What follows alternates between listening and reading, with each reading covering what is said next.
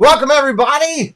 It's the off season, and once again, much like last year, Joey D is late for the start of the show. Again, there'll be fines and penalties and all kinds of stuff. I guess I could take all of our screens and go something crazy. Let's see if I could do something like this. I could do this to all of us, and that way Joey would feel right at home. I'll just blank us all out. And that way it looks like we're all here, but I'm not going to do that. So we'll take care of some preliminary business, and then we'll get rolling with things. Gentlemen, good to see you. To my immediate left, your immediate screen right, it is Jeff Bates in the house. Hello, sir. The brand new grandfather as of several hours ago, basically, pretty much. Congratulations, Jeff. Thank you. We're excited. Times 4, Grandpa. You can call me old because I am. Call you. I have been all day, by the way. Yeah, I know. It was a great call. He called me old the whole time. What the heck? Yeah, absolutely. That was pretty much a lot of fun there. Let me just reline this as we're doing it here. Sean Urban down right below you on the right-hand side, joining us from the cold New England area. Sean, how are you? Doing good. We're doing good. It feels back to be in the saddle here after a few weeks away in a very long playoff season without the Patriots in the playoffs. So thanks for having me back. Nice to see everybody. Hello, fellas. Appreciate you coming in and joining us tonight. We got some good topics to talk about here. Should be fun to do. And then, of course, y'all know him from, all over. He's got all kind of good stuff going in. A big new show coming. Gene Fitzmagic down right below me. Gene, how you doing? I'm doing fantastic. I'm in the season that my Jets always win, the off season. So at least I'm gonna get spot. And I do want to say congratulations to Jeff. I just want to confirm rumors that the new grandson was actually born a Jet fan, from what I understand. So congratulations. No, we would put something right back inside if that happened. Yeah, good. So welcome into see who we got coming in here. Jesse's in here. Monorail Molly, hello. Daniel Barry, hello. Ryan Rowe, Movie Mania Nick, Lila Rose, JC Skipper Brian. JC Skipper Brian's parents actually called me up and offered me a opportunity to go on Tron while we were down there, but the timing didn't work out. Want to say thank you to them for thinking of us. We appreciate it. Ryan Rowe, hello, and many others will be highlighting your comments throughout the day. We're also excited here for Preston and I. He's listening from the other room. We crossed over 16,000 followers today this morning. Yeah, congrats. So that was pretty awesome. Cool. Yeah, we're excited. So, hey, Rob, welcome in. Good to see you, buddy. So that's good. So that's another exciting news point as we're going through. Hello, Butterfly. Great to see you and Rob as well. I guess something else I should touch on and just get it out of the way. Let me first fix Jeff and put his he's in here under his other channel. Make sure it's. No, I didn't. It doesn't matter. No, I want you in blue because it should be. I'm always logged into that one now. You should blue for your channel there with us. There, so we got that good and fixed. So this is exciting. I guess not exciting. More humiliating for me. He's not here, so I'm going to acknowledge it while he's not here. Obviously, Kelly's Chiefs won the Super Bowl. We haven't been live since the Super Bowl, so we should give Kelly his due, and we won't give it to him while he's here. So it works out great that he's not here to deal with any of that. But there was a wager that was done, and I am a man of my word, as is my son. The wager was first that if the Chiefs won, Preston had to buy Kelly out of his own money a Mickey pretzel with cheese, and he did do that. He would not listen to me and do what I wanted to do, which was to put hot sauce all over the daggone pretzel. There you go. I wanted the thing to be smoldering hot when Kelly got it, but Preston would not do that. But it's one of those things. So he paid his debt. He bought him a pretzel. And then the other deal was that if we lost, we had to wear the attire of the other team on our most recent trip. And I will share that I am a man of my word, that I did what I said we would do. Preston and I both put on those jerseys. And then we filed a complaint with Disney as we felt we were assaulted while we were there. And I got a little bit throw up in my throat right now. What the heck? Yeah, well, look, I did what I said I was going to do, and You're gonna do that. You know what I never said? That I would wear that garbage. No way, Kelly. Yeah. Where you at?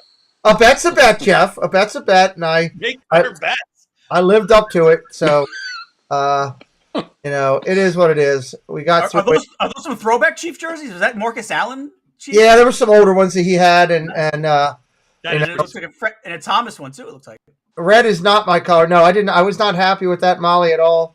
But I did what I said I was going to do. I wore the attire. So, Gene, I didn't notice that. That's cool. But it is what it is. So, all right, well, let's get on. If you, hopefully, you guys saw the new opening for the show. We changed that up to start the off season here. You also notice we have the XFL and USFL logo up there. Periods of times during the off season, we will talk about those seasons which are in play. I will actually be doing a live USFL game tonight at 9:00. My first time playing with that. I have no idea what the heck's going to happen. We're going to figure it out when we get to that point. Let's see. Kelly's quarterback still. Is that true? I don't know. I have no idea. We'll find out. Let's see. These are all the team members. These are all the team members as part of our broadcasting unit here on the channel. You can find the links to them directly on the front of my YouTube page and also on our website, PeteMcDivittShow.com. Let's jump into the news first here, even though Joey's not here. We're going to get it rolling here, and I got to move the tactic. Yes, Paul, that jersey that you did was pretty cool, honestly. So let me just slide this over to here to where we've got it all on. It always takes a second to reset the chat, but that's okay because the chat is a major part of what we do, and I want the chat to be on here. It's weird how it sizes up when I do this. Take it down to about a 3. Yep, strange. So many different ways I could go with that. Fun, marker font, wide, boom. All right, let's see where we're at. Right, Rob. We'll take it up. Coach for both teams in the Super Bowl, Rob. Love it. I still say Kelly's team cheated, but that's just me. One more time for the adjustment. Marker felt wide. And boom. There we go. Now we got it to where we want it there. And everybody's good. All right, so first breaking news we got, guys, and kind of just want to get your opinion on where you think he's going. Derek Carr demanded his release from the Raiders. He did not want to be traded. He wanted to have his own decision and his own pathway for where he went. Jeff, what are you thinking? Derek Carr, where's he going? I think somebody's going to get a quarterback that's underrated, and I can't believe he's that underrated. This guy's good. So I don't know where I think he's going. I guess that's what you asked me. I mean, I saw Houston's quarterbacks. Now the coach in Denver, he's going to be coaching a guy 6 years older than him in Russell Wilson. That's kind of funny, Davis Mills. I don't know. I'd like to hear what the Jets fan below me thinks. If he might go to New York, but he's going to land on his feet. He's good. He wasn't the Raiders' problem. I love hating on the Raiders, so good. He's gone. Ryan says hopefully Atlanta. Julie says the Colts. Gene, what are you thinking? I'm hoping it's my Jets. I don't want Rodgers for a few reasons. He's not going to cost us picks. He's going to cost us money, but not any more money than Aaron Rodgers is going to cost us. And he won't be holding us hostage every offseason if he's going to come back or he's not going to come back. He's a team guy. He's been known to be a great locker room guy. Yep, absolutely. I think he'll buy completely in. They had a great meeting with the Jets this past week, and I think he's a guy that will buy completely in. He's with former coaches. They just brought in a new offensive guy that's going to be their passing game coordinator that he's familiar with back in the beginning of his career in Oakland that he gets along still with. I would love to see him be the Jet guy, and we'll have him longer. He's got a good 5-6 years left instead of Rodgers' 1 or 2. Right. Give me Carr. I want Carr to be our next quarterback. I'm completely sold. I don't want Rodgers. I want Derek Carr. Okay, interesting. I should have thrown in there. I've been reading a little bit about Washington. Obviously, the Jets, where everybody thinks he's going, but Bieniemy is now in Washington. That might be interesting. I'll shut up. I don't want to talk the whole time, but that might be interesting. Hard to say. Sean, your thoughts? I think I would hedge my bet on the Jets, which actually may be a really good fit for him because I do agree. I think he's underrated. I think he is overlooked a lot. And part of his problem in the Raiders system wasn't so much Derek Carr as it was just the Raiders. The pieces around him were just always not good enough to win him games. But look at his stats over his years there. His stats are phenomenal. If any of you ever took him in fantasy, there's been the last couple of years where you're like, all right, I may have to think about starting him because his numbers were so good. Yeah. I think the problem with the Jets is that they're the Jets. and all indicators are pointing to them not doing much with Zach Wilson, right? So that may be the thorn in Carr's side in whether he decides to go there or not, because who wants to play second fiddle to, a kid who hasn't been around as long and who you're probably better than? You don't want to ride behind that kid. You want to be in the front. And that may be the one thing that stops him. Well, I have somebody here who thinks Gene's an idiot and wants to contradict everything he's saying, and that would be Joey D. Your thoughts on David Carr being the next MVP for the New York Jets? Can you hear us, Joey? No, that's what he thinks. No, we can't hear you at all. Let me just respond real quick to Sean, just real quick while Joey's getting his audio ready.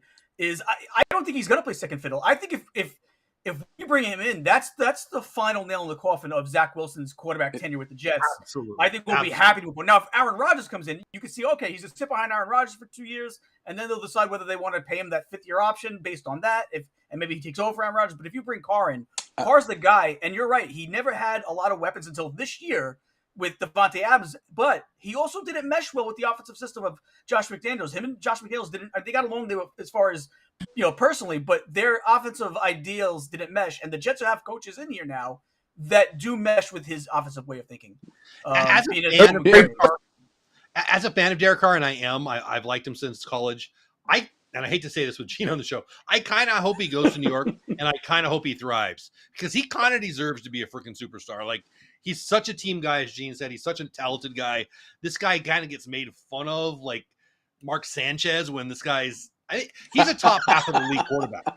And never had a good defense. I think he's never played with a defense rated under 20. It's always been between 20 and 32 ranked defenses. So he's never had a good defense either. And the Jets defense is going to be elite for the next few years. So I hope he goes there, and I hope they win. I hate saying that, but I really do, because I love the guy.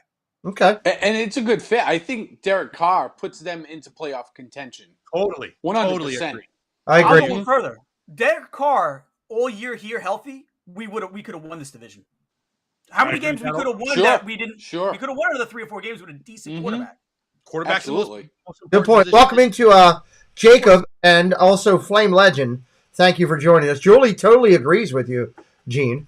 Nick agrees with you, but he agrees with everything you say, Gene, just because you said. Because he's a smart man like me. We're both Jet fans, and we know our time's coming. So be something there. So let's jump over here. Next topic, Gene, you can start us up with this one. The Colts hired Shane Steichen. I know I'm saying it wrong. Steichen. I think Steichen. Steichen. I would say it wrong. From the Eagles. The Eagles lost both their offensive and defensive coordinator in the offseason, and that makes Jeff very happy. There. So, what do you think? Colts, good hire? What are you thinking? I mean, I hope so for the Colts' sake. I mean, I feel like it's a dumpster fire there, and maybe probably because of their owner more than anything. Yes, he's such a head case. I hope it's a good hire for them. I know that they're an AFC competitor, but I remember, I grew up for a lot of years with the Colts always being good. It seemed like for a long time. So I'd like to see them become decent again. I don't know, and maybe you guys might know. Did he? Who called the plays in Philly? Was it him or Sirianni? Because that's a big thing too. Like, if he didn't call the plays, then was he just kind of alone for the ride? I mean, I know that was like the big thing with Bieniemy. A lot of people didn't give him the credit due because they said, well, he doesn't call plays. I can't really call it. I'm sure he interviewed really extremely well, because I mean, he kind of got that job quick. He wasn't someone that you heard about in head coaching searches over the last few years until this year. So he must have impressed in his interview. Yeah, well, he must have done something. I do agree with you on the owner, Gene. Jeez, I'm an idiot. He is an idiot.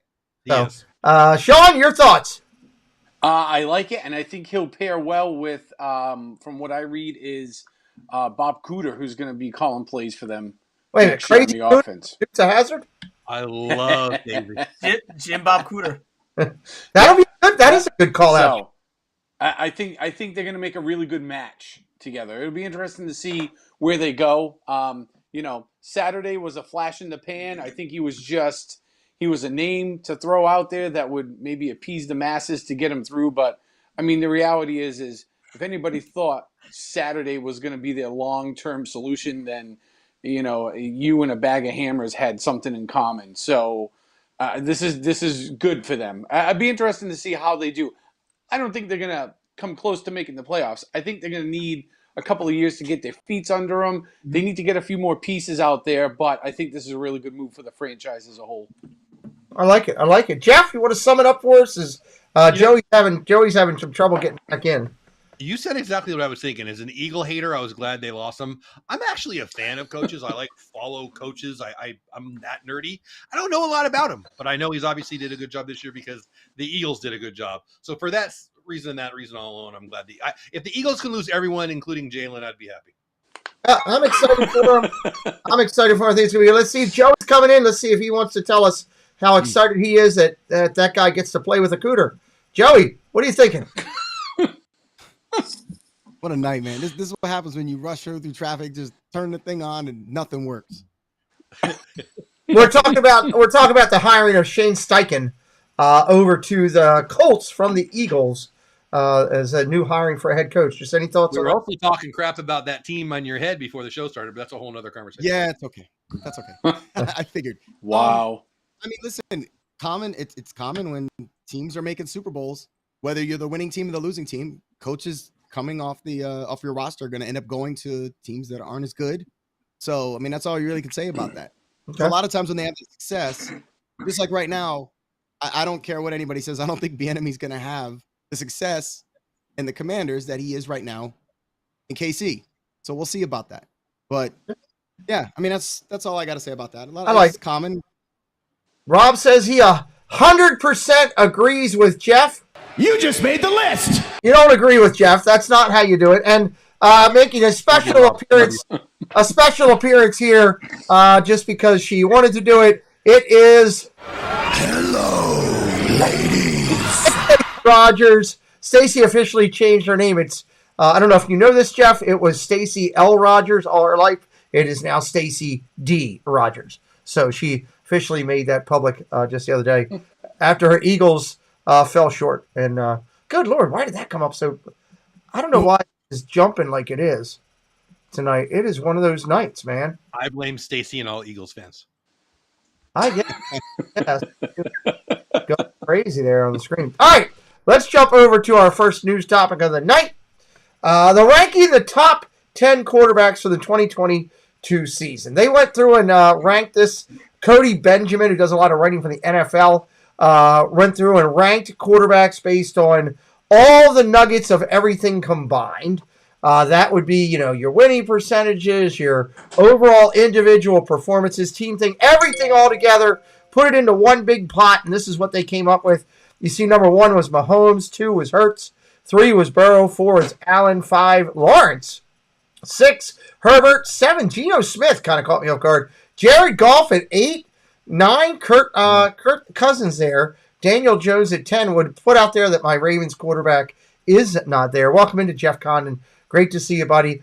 So let's start off with Jeff on this one. Jeff, your thoughts looking over this. Anything jump out at you? Not surprising, surprising. Just your thoughts on this quarterback's performance for 2022.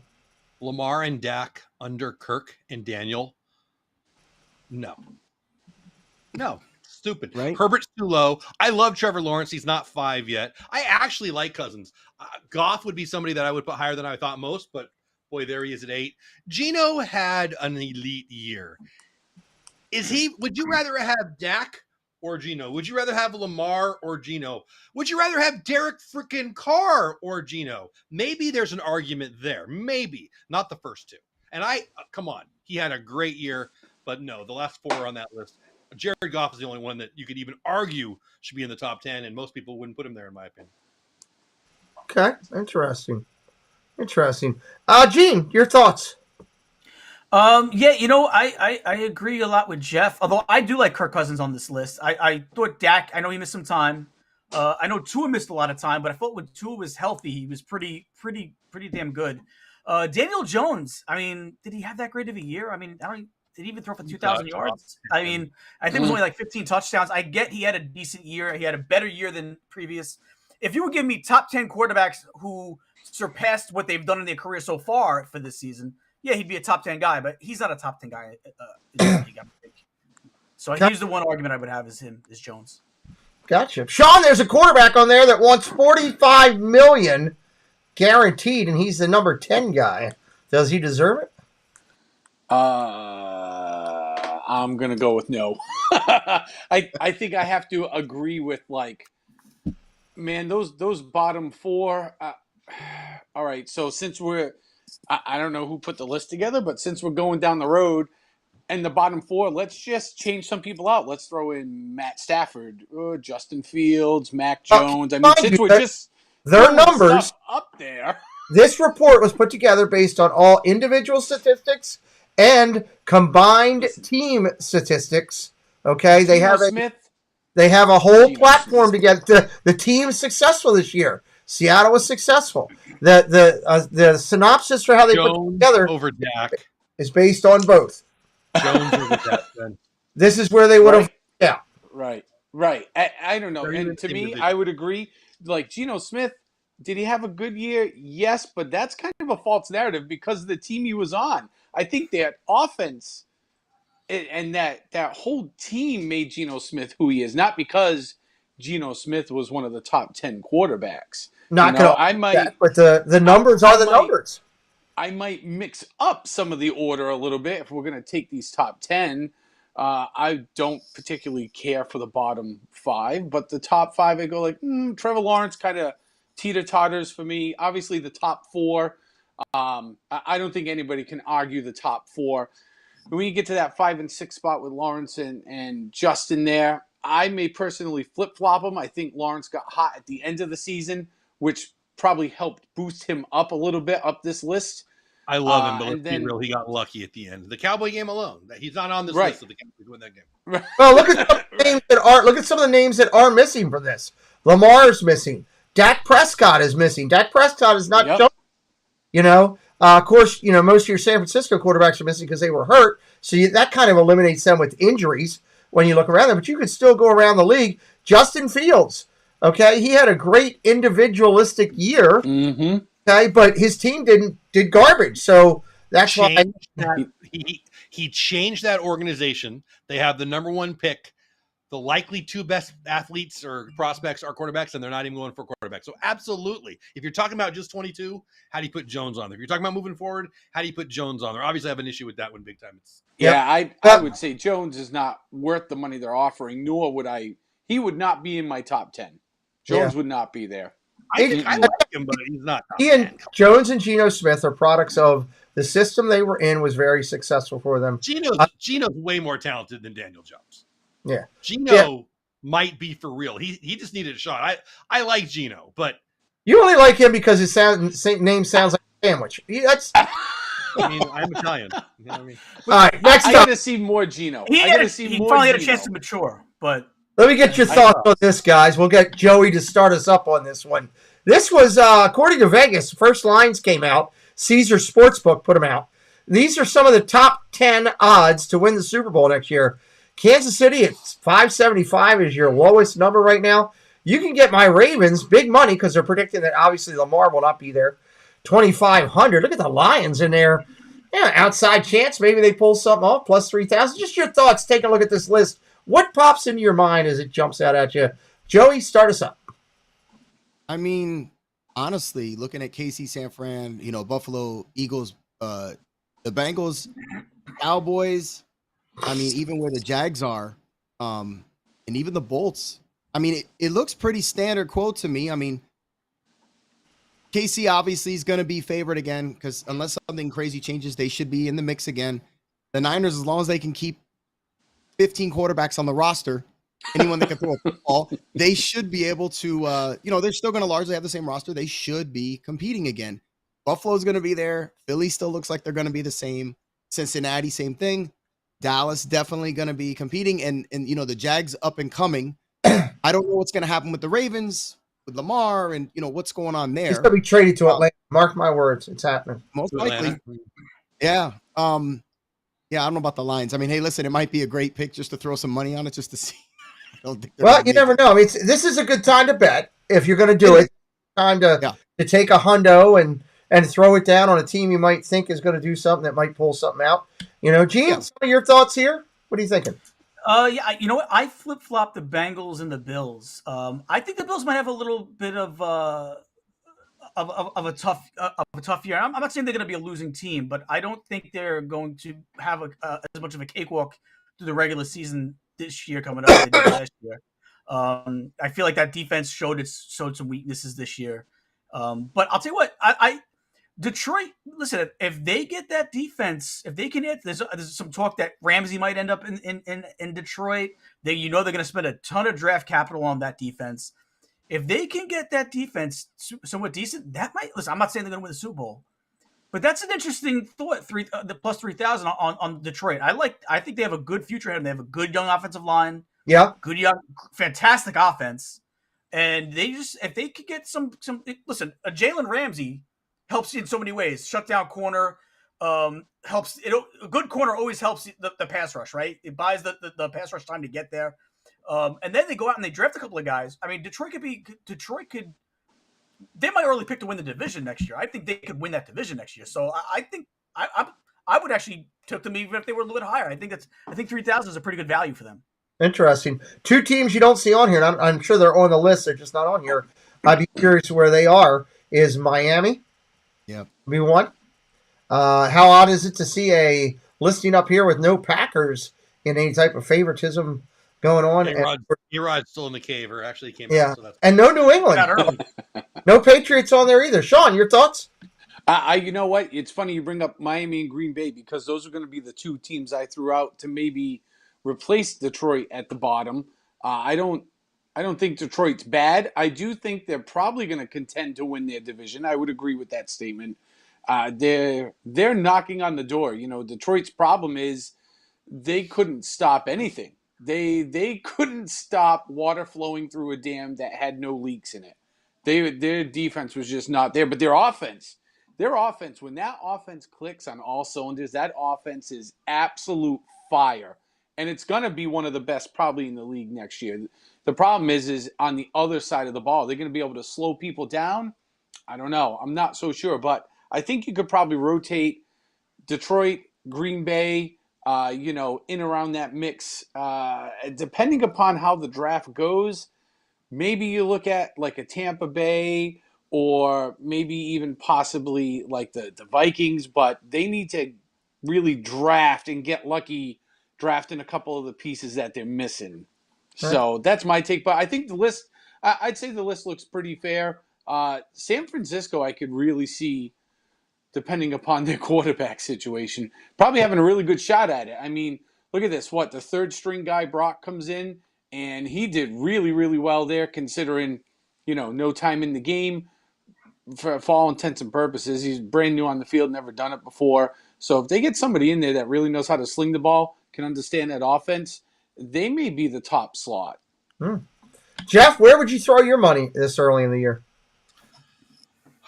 You're going to call me a homer, Dallas. So let me start off with Buffalo. They're too high there. I think their window is shutting. I think the divorce between Diggs and Allen is public and ugly and going to get worse. So I think their window is going to shut. I'm not going to say they're going to come in last place, but I don't think they're going to be Super Bowl bound. Let's put it that way.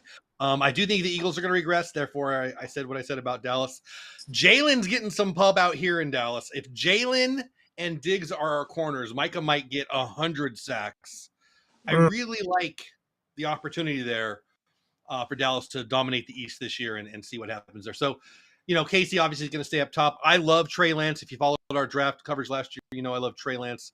If he is half the player that they think he'll be, and I think he'll be, San Francisco might be the best team in the league. So I wouldn't bet any of these because I think year-long bets are insane. You don't get the value for the dollar, in my opinion. But I would pick the Niners.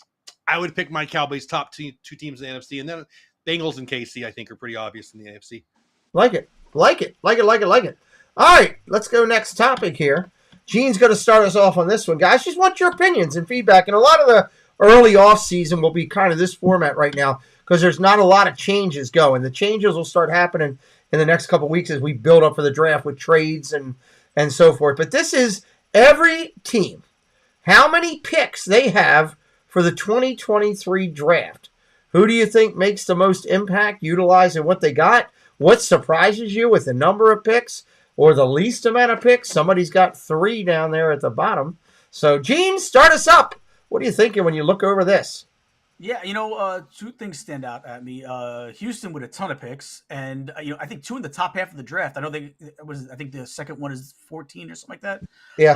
So they got 2 in the top half of the draft, the first round, and if you look at my team there, the Jets, they only have 5. Another reason why I do not want Aaron Rodgers. We only have 5 picks. How many we got to give up for Aaron Rodgers? Probably 2 this year. One of them probably being our first or second rounder. So yeah, that's the main reason. One of the main reasons I do not want Rodgers. But yeah, you know what? Houston has a ton of holes to fill. So hopefully it's a good year for them. We'll see what they can do. I don't really know much about the GM's draft history.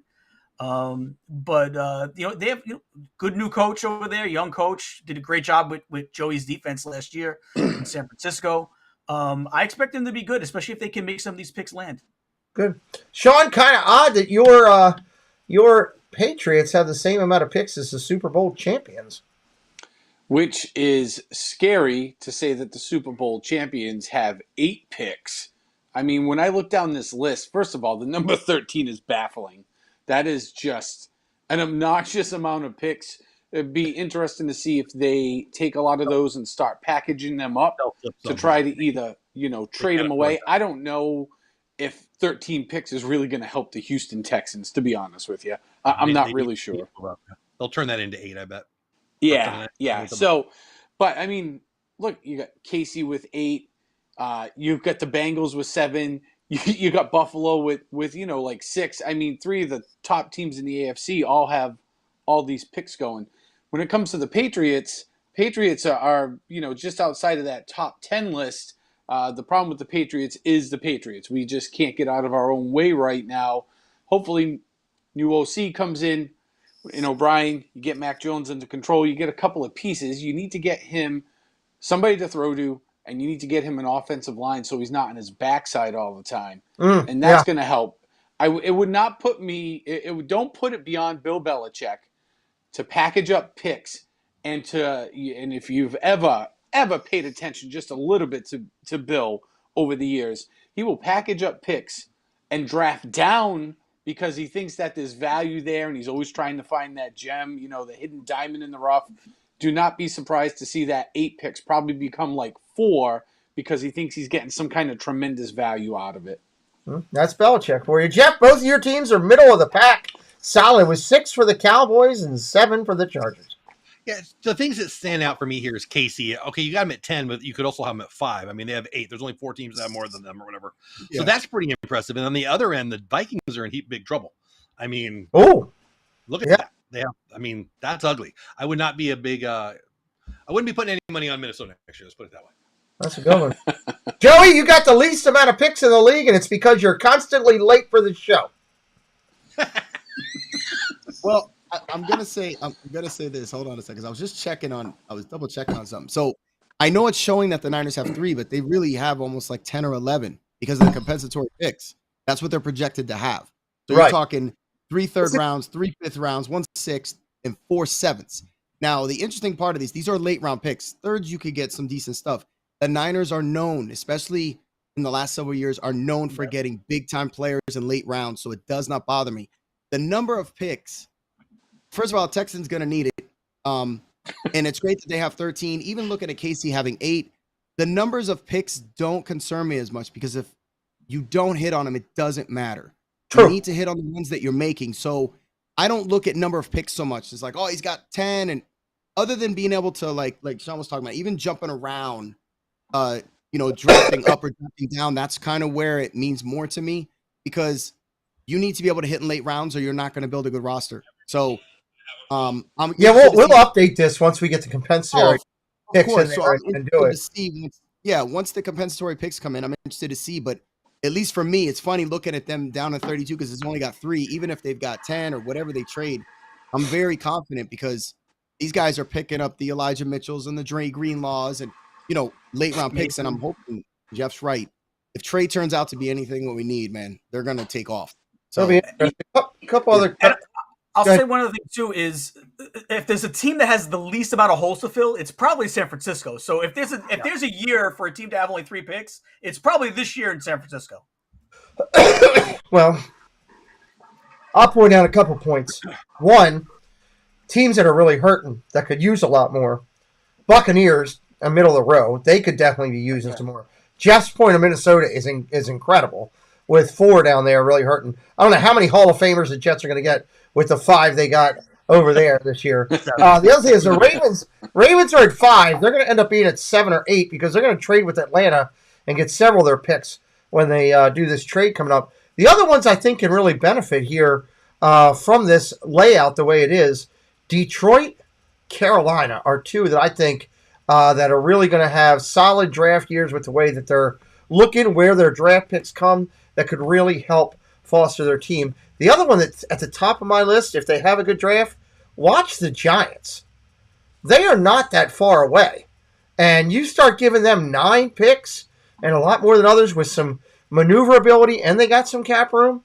Could be interesting. I don't know what the Raiders are doing. Every time I think they're going to do good, they turn into a fire. So I don't know. It'll be interesting to see. When we get the other picks, it'll be interesting. Go ahead, Gene. I just want to make one more point. I'm sorry if I keep interrupting, but you know what too is look out for the Bengals. If they could fix that offensive line and they get a superstar running back in this year's draft, that offense which is already good. Can you imagine that offense with a really like a stud running back that an 80 to 120 yard a game producer? They would be almost unstoppable. And they fix that offensive line which was torn to shreds by the end of the year. That's what I was going to say. They need a line times 2. Yeah, they need line. They need line. Yeah, but if they take that first half of the draft and they work on those spots, they could be even more. They were good already offensively. Can you imagine if they fix those holes on offense? So, and there's always 3 or 4 running backs that go in round 4, 5, 6, or 7. And that are good. You know what the amazing thing is? If the Ravens were to work it out with Lamar, which I still don't think they're doing because they're still $100 million apart in what he wants guaranteed and honestly what he deserves. But they're saying right now, if it stayed status quo, the Ravens would most likely, with where they're laying with the draft right now, would land the number 1 running back in the draft, which is the kid out of Texas. Mm-hmm. So that's pretty scary. Yeah. Pretty scary. Giving it like us that ammunition. The Jags, with those picks, man, they're up and coming. Like, seriously. I really like. Jeff said it a couple, more than a couple. Multiple streams ago about Trevor Lawrence has so much potential, and when he gets into that body and gets into that style, what he could do, and he's right. I've seen it, and I can't wait to see what's going to happen with all that. He's Lamar's saying that's. I can tell you, it's not looking good here in Baltimore, and there's a lot of people that are good people that I know that are in the know that are talking. They are still $100 million apart. He wants $250 guaranteed. He's made it very clear. And the Ravens have no desire to pay it. So I think a franchise, Atlanta has said that is one of the teams that have said if they could work out a trade, they would consider to pay him that much. Go down there, wreck your whole team. You got to give, Yeah, Cleveland will win the Super Bowl. Molly, I know you're going to get mad. Cleveland will win the Super Bowl when Deshaun Watson's contract is over. That's when. All right, let's go down here. I'll let Sean start. Team's biggest needs. This is courtesy of the NFL. An NFL edition of All Sports Culture. Take a look at that, Sean. Tell me what jumps out at you. Let's see. Looking down this list. So what's interesting is I see the Rams are looking for an edge rusher. Did they not? Unless I misread this, they just released Bobby Wagner today, right? Yeah. So would you not think? But that's because of money. That's because of money. Right, because of money. What he was guaranteed. So wouldn't you think you'd want to replace him first, right? I don't know if they would go so much with an edge rusher at this point because that's a big loss. That's a big gap in that defense now. By the way, I think the Patriots should pick him up. If you're listening, Bill, please think about it. You got the money. So let's see, wide receiver. I really think the Patriots, and I understand, what they're looking at here. When you look at the Patriots, I really think their need is for a legit, like, number 1 wide receiver. Whether you're drafting them or you're trading for them, you got to have somebody out there that you got to throw to. Now, the receivers they have aren't terrible. I think they're like the tier 2 receivers, maybe even near the top of tier 2 when you look at like Jacoby Myers, which who knows if he's coming back because, the rumors up here now are that he's looking to get out of New England and go somewhere and make money, which, as we know, Bill and Bob, they don't like to spend it. They have it to spend, they just don't want to.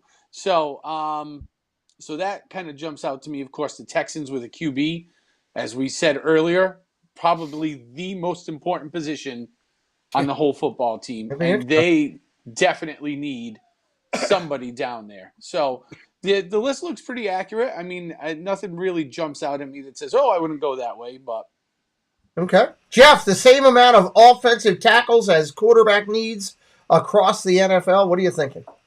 Well, I look at my Chargers and I look at my Cowboys because those are my teams, and I agree. Justin Herbert. As long as we have Justin Herbert, we need more offensive line. In Dallas, everybody's talking about wide receiver. I got to be honest with you. With Pollard hurt and Zeke's contract way too expensive, we might need a running back. Yeah. Which is going to be, it's not what everybody's talking about, but I think that might be the issue.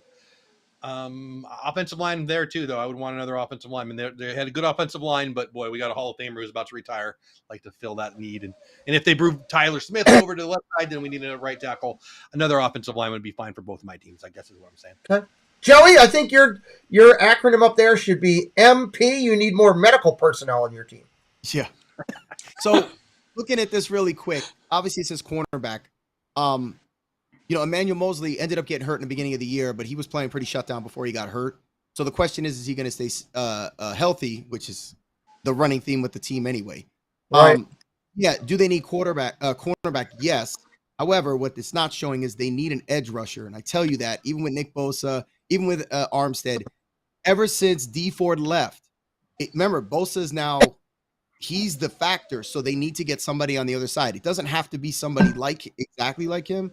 They need somebody else on the edge that can actually put pressure because Armstead can push the pocket, no problem up the middle.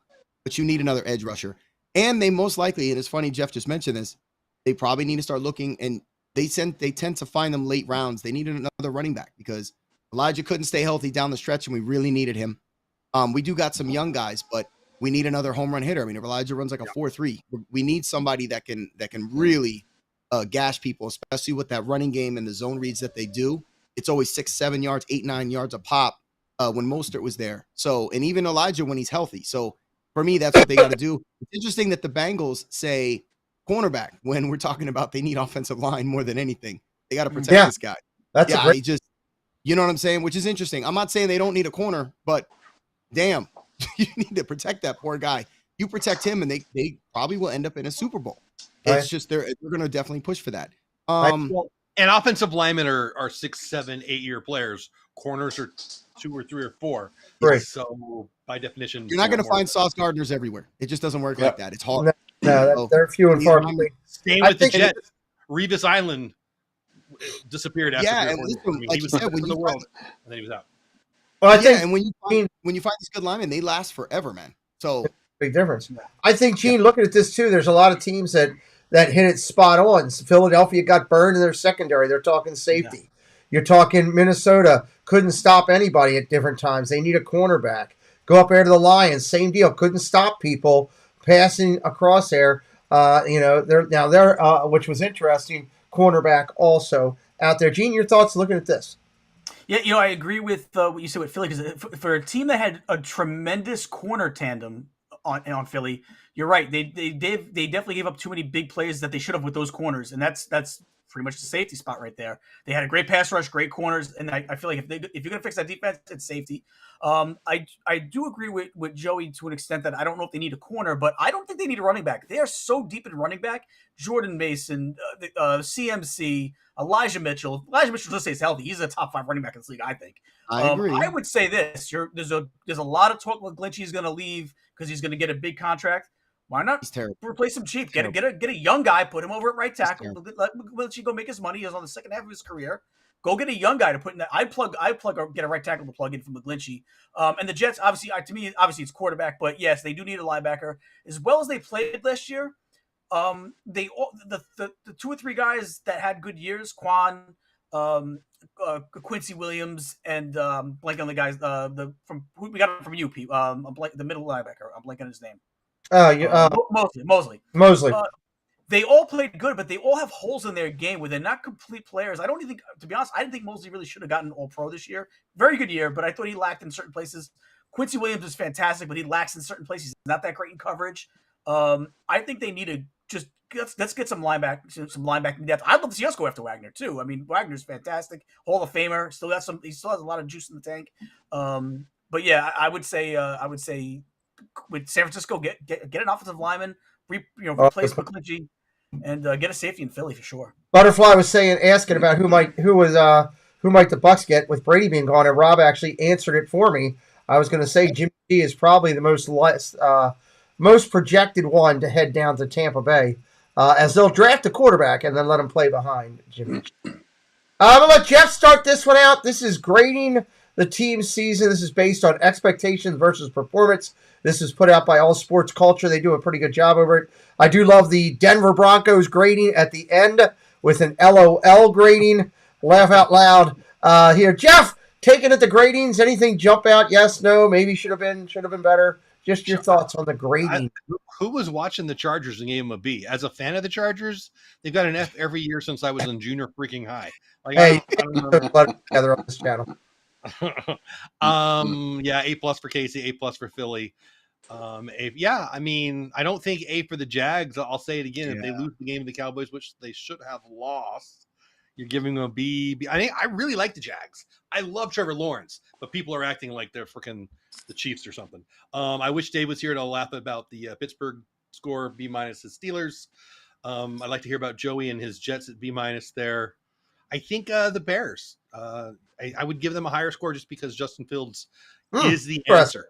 So I'd like to see. I wouldn't go there. And how is D-? All they give Arizona? If that's not an F, I don't know what an F is. Yeah, I don't know how they didn't get an F. I'm shocked at myself. Joey, your thoughts on the grades this year coming out?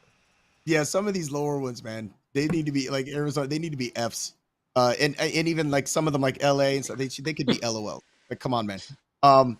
Yeah, it's interesting. It's interesting with like the Giants. I know they made the playoffs. They felt like a team that shouldn't have probably been a playoff team. I don't know if I give them an A. I know they had a decent season. It just didn't feel to me like a playoff team when they got there.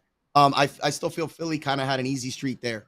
They had a great. It's preseason expectation versus an actual performance put together. Who wasn't picking the Eagles? I mean, obviously A+. They did well. That's why the Giants got so high. Yeah, no. That's fair. Listen, I get it. Kinda Detroit, like I mean, everybody's kind of like a half point behind. I think probably where it is. Some of them are a little bit high.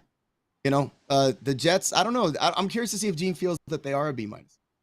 Oh, he's going to feel they're an A. Go ahead, Gene. Here we go. I'll be honest. They finished with the record I thought they'd finish with, but they didn't get there the way I thought they would. They did. They was 7-3 at one point and ended up finishing 7-10. So to me, that brings them down lower. If they finish 7-10 the way I thought it would be, I'd say a B at that point because everyone else had them winning like 4 games. But the way they went 7-10 has me having them at like a C-. But there's a couple that I do have some issues with. San Francisco, I think they should be lower. Not because they didn't play well, because this is based on what we thought they would do. I had them in the Super Bowl. I thought for sure they would go to the Super Bowl, so I thought I expected better from them. So I'd probably grade them down a tiny bit just because they didn't play as well as I thought they would. I thought Pittsburgh outplayed what a lot of people thought from them. Like if our friend Dave over at Brandy and Dave, he had them winning 3 games this year. Exactly. They didn't have a great season, but they had a way better season than I think a lot of people expected. So I probably maybe give them a B or B+. That's the president. There's Paul Hand. That's the Chargers. Chargers. I had going to the Super Bowl in the preseason, and they couldn't have disappointed me anymore. And just right, they always underwhelm. And they always get guys. They always bring in coaches that are great coordinators that just can't coach. That just can't head coach, and that's always been their problem. I feel like even back to North Turner, fantastic offensive coordinator, but can't win the big game. So I probably grade them down a lot. And Tampa Bay, I probably grade them down even more than C because, at the beginning of the year, people had them doing well. And just to finish off with the Chiefs and Eagles, if you go back to our preseason last year on this show, a lot of us had KC finishing 3rd or 4th in that division. Yeah. And the Eagles, where a lot of us might have had them winning that division, we had them as probably the least favorite division winner in the NFC, kind of like the team that was going to win that division because everybody else was inept, and they outshined it. What we all thought too. So those are definitely deserving, not just because they won the Super Bowl, but because I don't think a lot of us didn't have them going to that far in the playoffs. So Right. That's great points, Gene. Sean? I mean, I like the list. I think I would shuffle. I would agree. I'd shuffle some of these around. And one of us will like this here, and it makes me a little nauseous. I might actually bump the Cowboys up another half a letter grade, and take like the Lions out and kind of swap them around a little bit. I think the Patriots should probably be down to a D, only because their season was terrible. They finished below 500. They were just a hot mess. Tina told me the Patriots should be double. and they may be. We'll see how next year goes. I think when you look at the Patriots, hopefully we will see them be at least a C to B team now that they'll have a legit offensive coordinator, somebody who knows exactly what the hell he's finally doing over there, because it was a train wreck. But for the most part, some of the stuff did surprise me, like the Chargers surprised me, because I too had them going to the Super Bowl. I thought for sure, I said, oh man, that team's looking legit. And then all of a sudden it's kind of like, we're going to poop ourselves halfway through the year, Every preseason, I don't know if I'd have them I'd bump them down. So I might mix a few of them up and shuffle a little bit, but kind of within like the scope of just about where they're hovering. I think Atlanta, I don't know how they earned a C+. I would really love to know how that C+ got there, because I think they should be a lot lower than the C+. But for the most part, I think everybody's kind of sort of in the wheelhouse where they need to be. I think that I would have given A+ grades. I know that they went to the Super Bowl, but I would have still given A+ grades on a couple things to a couple teams, to both San Francisco and the Chargers. I would have given them higher grades just for the simple fact of all the injuries they went through and still were competing there at the end. Good point. And you're putting in backup players, and San Francisco was even up to their third string quarterback. That says a lot for the coaching system, for the integrity of their organizations and what they had to do. Well, and a deep roster. A deep roster and everything. Yeah. The Lions really stepping up and doing some things in Seattle. Some of the coaching staff's really working and really coaching them up and getting more out of them. Where I would have taken some teams down where, Atlanta, Minnesota, they had higher expectations for what they were going to do. Miami, once Tua went out, they were a tale of two teams. They were the Tua team and the team without, does anybody beat the team at the start of the season? I don't know if that team's there in the Super Bowl, but didn't matter because nobody else could step in and do anything, which makes you wonder, is Tua that good? Is it just that they built the scheme around him that well, which I think that's what it was. The scheme was built for Tua's strength. And when Tua wasn't there, the other quarterbacks couldn't match him. But we'll be curious to see how that goes here real quick. All right, before we go to the last topic, go ahead, Gene. I was saying, to be fair, with Tua, they had maybe the best receiver tandem in the league with Waddle and Hill. True. And one other point real quick with Chicago, they played horrible. They obviously worthy of a number 1 overall pick, but they do have a bright spot in that team is they found a quarterback. So maybe give them a bump or two, maybe a C-, because they did have a bright spot where they did find a quarterback. They did what we all thought they would do, but they found a quarterback. And most of us would have said, Justin, this would be his last year. I agree. I wasn't a believer until this year. There's a lot of good stuff coming with that.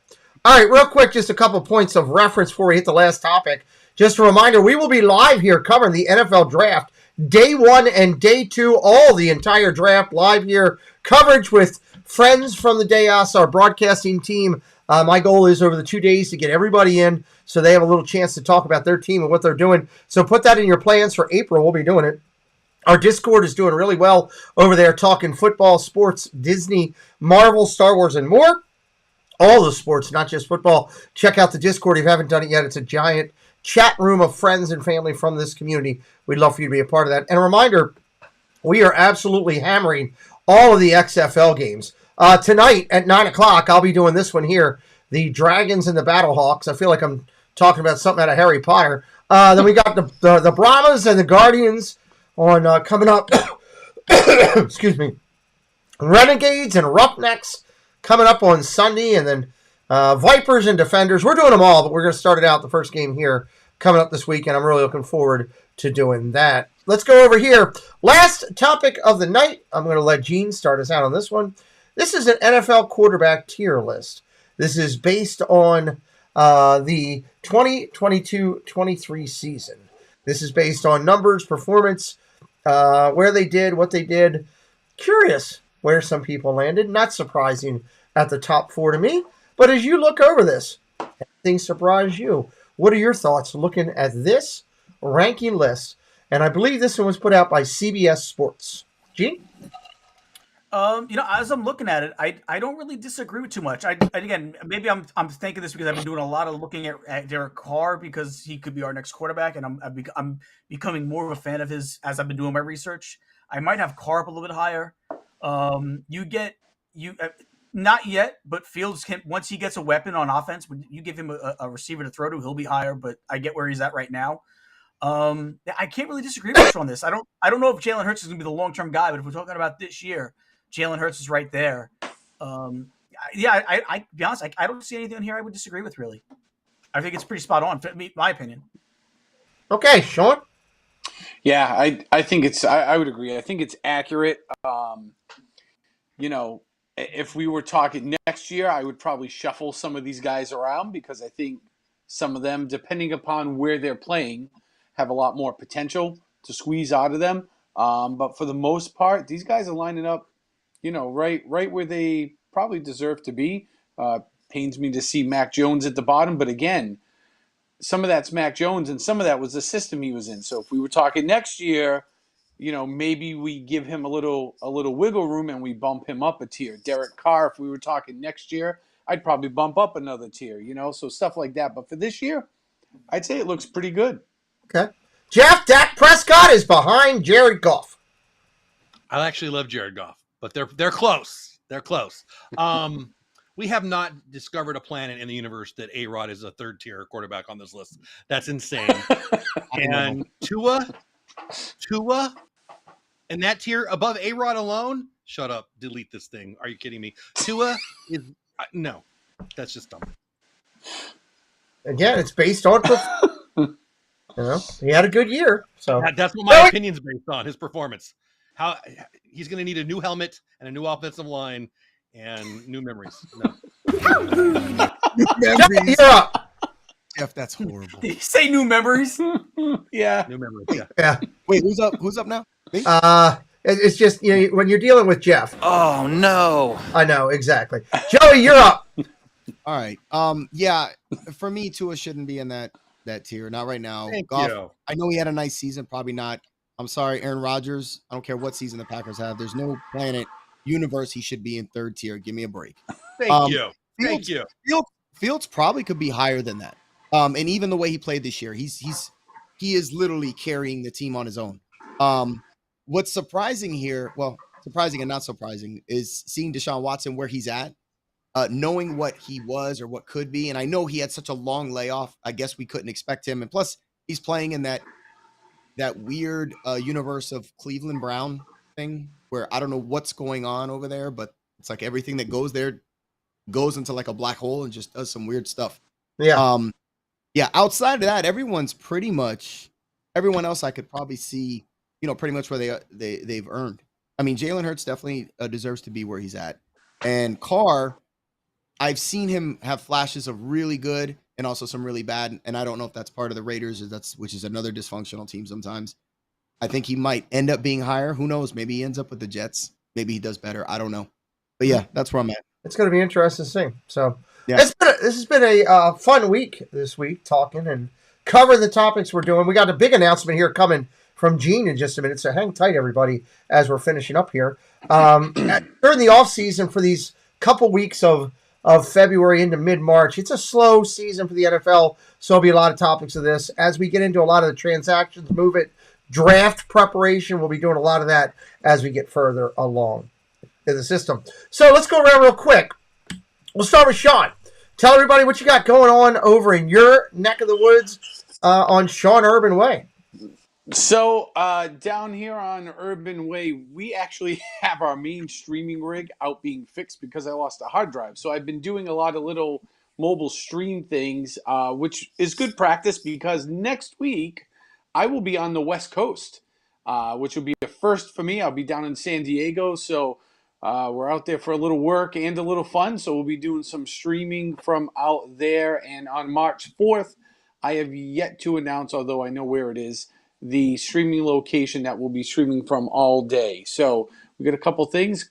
Hopefully people come and check out the West Coast with us. Check out Sean Urban's channel. He does a great job. He's a huge supporter to my channel, both on this show and also outside of the show. So, guys, fully endorse Sean, and I know my moderators have been dropping his link throughout the night. Joey, as you can see behind me, I got ears up on the. I changed the studio around a little bit, and got your ears up there on so everybody can see them all the time on the show. Tell everybody about JSA Creations, and I think you got a little things going over on the network. You're relaunching the Diz Nerdy Network, and due to government restrictions, you have to allow Gene to be a part of it.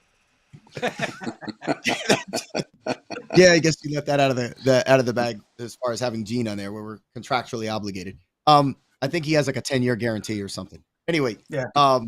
Yeah, JSA Creations. Yeah, we're still obviously coming up with designs. Obviously, it's been great working with Pete on the giveaways and such and like that. I got a bunch of new designs coming, which are already done. They just haven't been shown yet, so that's pretty cool. And again, I always say this: I can't give them away yet because Sam would strangle me and steal her thunder for the Instagram and all that good stuff. Yes, and yeah, of course, April 3rd, Disney Network will obviously make its return. Disney Villains Club, I'll be there with Gene, Mouseperation Mike, and OCL Larry, our Castle Life Larry. And then you got Disney Underground, and you got Castles and Cocktails. Castles and Cocktails on Tuesdays, Disney Underground, the original Disney Underground, back on Thursdays. Gene will be rejoining that cast, which is going to be exciting. Him and Sammy will be doing that. So, yeah, and then... let's tell the truth. Sammy's doing the show. Gene's hanging around. Pretty much. Pretty much. That's okay. We're allowed to say that. Yeah, it's okay. Go check out Joey and everybody, guys. They just dropped the link in right there for their Instagram with everything to do with JSA Creations. But we're also dropping the link in for the Diz Nerdy Network. It's a relaunch. So if you were following them, you need to refollow because it's a new... Yeah, I was going to say, please go subscribe because we did have to relaunch. So we're picking up our old subscribers again to fix it. So you were ready. Gene wasn't the other night when I was dealing with him. I was already prepared to do it because of Gene. So yeah, check them out, Joey and all the people over there. It's going to be great and fantastic for them. Gene, I'm going to let you go last in a second because it's a huge announcement for you. Jeff, you've got your Jeff Bates channel going, Texas Rangers baseball stuff going. You're a brand new grandpa again. Yep. Times 4 just happened within hours. We're excited for you for that. I don't know. I don't know if it's more exciting that you have a new baby or that someone slept with your daughter. But one of the two things apply. Like, you don't know. Wow. Changed my whole perspective on what I was going to say. Yes. Wow. There you go. You're up.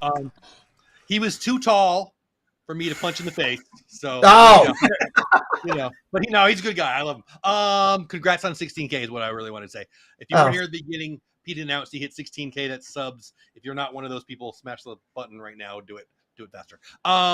Texas Rangers Clubhouse. You guys know on the show that I've talked about, maybe if you've watched my stuff, I'm a baseball nut first and foremost. I'm a Dodgers fan who lives out here in Texas. I'll be going to a lot of Texas games. I had a goal of getting to 100 subs on the new channel by opening day, and we hit it already. So I'm happy with that. It's fun. You know what? Honestly, I'm fired up to start again. I'm not getting rid of Dole Whip Dad. Dole Whip Dad is becoming more of what I want it to be originally. And, like my kid has a baby. It's a family vlog. I go on vacations, family vlog. That's not going anywhere.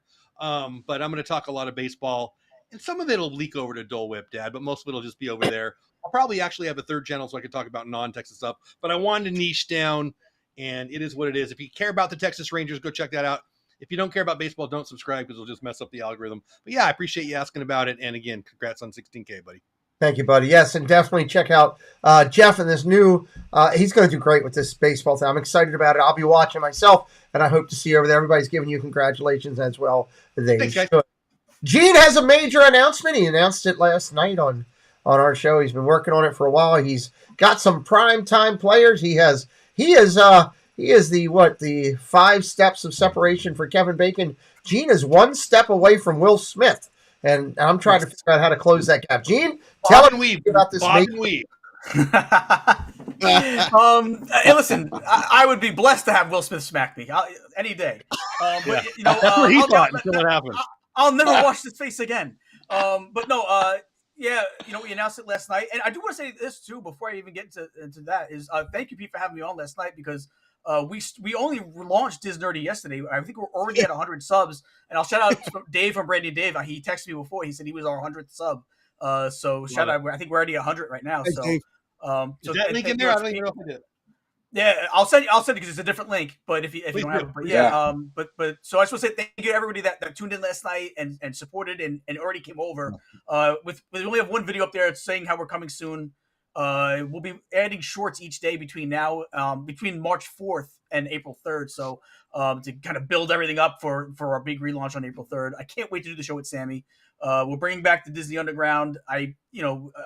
I'm glad that I don't have to do much work on it. Now it's Sammy's gig, you know. But I'll be happy to be there and pester her for an hour and a half, whatever it is. And Joey D will be there as our producer. So I'm looking forward to that and everything else we got going on with that network. And then, and the other thing we have right now, the only channel that's built up for it is on our YouTube, but you'll find it on Twitch, YouTube, Facebook Live eventually, and also on pretty much every audio platform for podcasts. We got the show. It's called The Pop Off. It's going to be sports, pop culture, entertainment, TV, film, pretty much anything, any headlines. It's going to be on Monday through Friday from noon to 2 to 3 p.m. Nice. So it starts at noon. It'll go anywhere between 2 to 3 hours a day. And it's me, Caleb Pinkett, who is the executive producer of Cobra Kai on Netflix. Also, but we said before, Will Smith's brother-in-law. Nasia Marrero, stand-up comedian, will be there. Matthew Hamilton, who is a funny actor. You might have seen him in the reboot of Turner and Hooch. I'm going to blank on some people. Dominic Lewis, the musician, he's the scoreman. Does a ton of scoring on really good movies. Bullet Train, Violent Night. He was the man behind the music on those. He'll be joining us there. A really good Jet podcaster, New York Jet podcaster, Abby Ramos will be there. Katrina Johnson, who she does a lot of comedy stuff now. She used to be on All That. She'll be there. So it's gonna be a lot of fun. I feel like I'm leaving somebody out. I am leaving somebody out, but I did that to tease them. Joey D will also be there. I believe on Fridays he will be part of the cast. So I could. Yeah, it is my brother. So he'll be there, and then we got a special segment. Pete will be there for a segment every week too. So looking forward to that, and it should be a lot of fun. Again, it's not. Disney will be on the show when there's Disney news to talk about, but it's basically going to be whatever happened the night before. We'll be talking about. So if something big happened in the news, we'll be talking about it. But we're gonna have a nice it'll be funny and edgy. It'll be a comedic spin on things. Well, I dropped the 2 links just now for the Pop Network that Gene's talking about with all the pop culture and all that's going to be phenomenal. And there is the new link for the Disnerdy Network. If you're not following, you can do that as well. Can I just say one? Yes. I'm sorry, Pete. Let me just because I did forget to mention this last night. We do actually on that channel now. We do have stuff that's on between now and the relaunch of that because that starts April 3rd as well. A bunch of sports shorts sports clips, but we also have because the other network isn't there anymore, so we put all the Late Night Magic, the old Late Night Magic episodes. If you want to find an old Late Night Magic episode that I did with Piano Rob, you can find it there. And bonus this month, I think we have about another 20 episodes that were never aired yet on Disnerdy that no one's seen yet. So we have a bunch of interviews coming up that no one's even seen yet. So nice. So tune in I know you're excited because your tongue is way ahead of your mouth on trying to get this normal. I'm trying to not to spit out, and I'm just trying to get it there. So, I love it when somebody's that excited about it. The fact that you just screwed over Joey. You blew it! You blew it. He's probably going to put you there. So go over, check them out. I'm very excited about Gene's opportunity, Joey's opportunity, what they're doing. Jeff on his new channel. Sean's working hard on his. All the members of our broadcasting team. Dave of Brandy and Dave and Kelly and Snudo and Carney and all the way down. Next week we'll be back with a full episode here. Top of the hour, 9 o'clock. I'll be coming at you live with XFL football. I have no idea what to expect, and neither should you, but come in with me. Say hello for a few minutes. Let's celebrate 16K together with a nice solid stream of the XFL. And I got XFL all weekend long. The second channel also is going to be busy this weekend. Top 10 college basketball action and some hockey action as well. We're going to keep it busy. Until next time, I thank all the guys for being here. I thank the lady for being in the house because Tina's around, and you'll be seeing her coming up on the channel in the next couple weeks, hanging out, talking about whatever she wants to tell us. I never know what it's going to be with Tina, but it'll be something. Oh yeah, baby, this is the way. You're right, Tina. It will be some way or another. Come join us in a few minutes over on The Big Show. We're looking for